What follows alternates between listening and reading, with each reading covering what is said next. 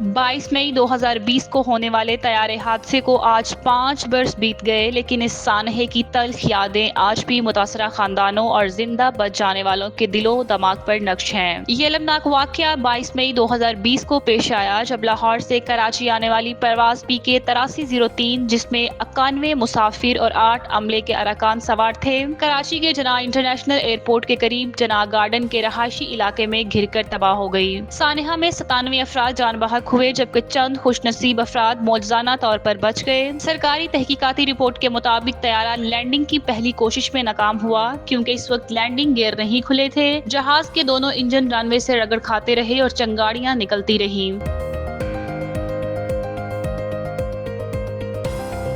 تاہم بیلی لینڈنگ کی بجائے پائلٹ نے دوبارہ پرواز کا فیصلہ کیا جو جان لیوا ثابت ہوا۔ فلائٹ ڈیٹا اور کاکپٹ ریکارڈنگز کے مطابق پائلٹ اور عملے نے نواشہ اور مکلی کے قریب لینڈنگ پروٹوکول کی خلاف ورزی کرتے ہوئے مقررہ بلندی اور رفتار سے زیادہ پرواز جاری رکھی۔ آخرکار طیارہ جو تقریباً 80 ٹن وزنی تھا کراچی کے جناح گارڈن کے رہائشی آبادی پر آ گرا جس سے زمین لرز اٹھی۔ اس دن کی ہولناکی آج بھی لوگوں کے ذہن پر نقش ہے۔